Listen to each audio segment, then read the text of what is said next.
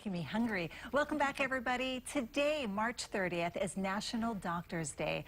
Now, this day was established to recognize physicians, their work, and their contributions to society and the community. Now, here to talk about being a doctor, Dr. Angela Pratt, the OBGYN Department Chair at Kapi'olani Medical Center for Women and Children, and Dr. Christopher Flanders, Executive Director of Hawaii Medical Association. Hello, thank you so much for joining us. Thanks for having us. Dr. Pratt, why don't we start with you? How did you become a doctor? Well, becoming a physician is really a commitment, first of all, and it takes a lot of dedication. So for most physicians, myself included, it involves basically getting a 4-year undergrad degree, typically in pre-med, where you challenge organic chemistry, physics, anatomy and physiology, biology, and then you graduate with that degree, and then you take what's called the MCAT. It's the Medical College Admissions Test, and that test usually takes about 1 to 2 years to prepare, and you prepare for that entrance exam, and during that time you will shadow a physician and try to figure out if this is the practice that you want to do or your life calling, life work that you want to do. Once you've determined that, you get some letters of recommendation, you apply to medical school, and you spend 4 years in medical school training, and then from there you go to residency, where the specialty that you've chosen, you basically become an apprenticeship and you learn about your particular specialty. And then after that, then you will engage in your practice. So basically, it takes about 11 years. Okay, that was going to be my next question, because that sounds like a lot of schooling. It is a lot of schooling and a lot of preparation, and during that time, physicians training you're dedicated pretty much to learning your trade. So it is about 11 years for me. It was 12 years of learning medicine and learning about your community in which you're going to practice and dedicating your life to this profession. And for most of us, it's a calling. It's something that we are set out or want to do to help mankind. Sure. For someone not in the profession like myself, that seems like a lot of schooling. But for someone that sees doctors, I'm glad they have a lot of schooling, right? It's very important. Yes. You mentioned something about physician shadowing. Dr. Flanders, what is that? Physician shadowing is where you identify a mentor as a potential applicant to medical school and follow that physician around. And that really, it serves two purposes.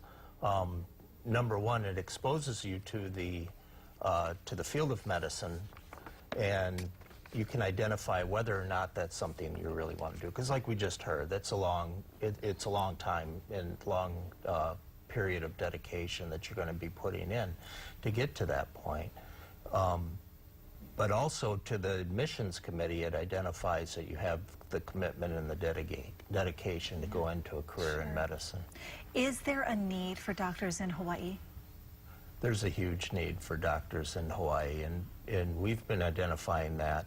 The Johnny Burns School of Medicine does study every year to identify the number of physicians that we have practicing in the state and to estimate what the demand is. And we found we're about 600 to 700 physicians short in the state. So that's the next challenge that we're going to have. Okay. Dr. Pratt, you are very well loved and respected in the community. We've known each other for a long time. I'm sure you have so many experiences with different families. What would you say was one of the most gratifying experiences for you as a doctor?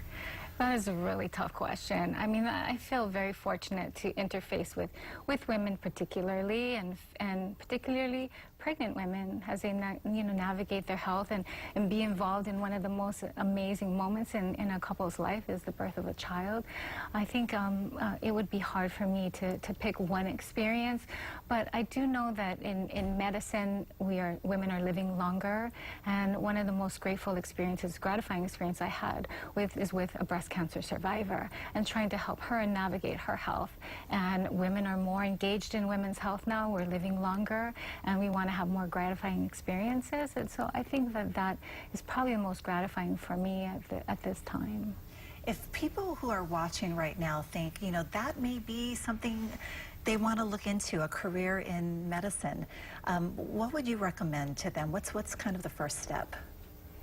I think that if you've got a child or somebody who's got interest in medicine, I think it's important that you start to cultivate that early. What the studies have shown us is that physicians make that decision early on in education, that a fairly large percent, approaching half of the future physicians, decide before they graduate from high school that's what they want to do.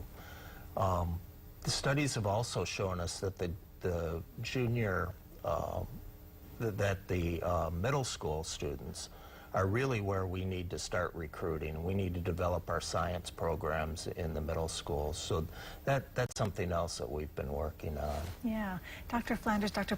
Pratt, thank you so much for joining us today. This is all really interesting stuff, and you know, we're so grateful for the doctors in our community and for all of the great work that you do. So thank you so much for joining us.